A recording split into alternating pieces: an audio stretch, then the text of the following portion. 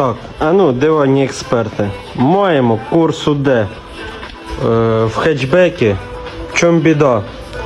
Не можемо знайти стойки, тому що стойки йдуть під спортивну підвіску і аналогів, крім спортивної оригінальної, тут немає ні передок, ні зад.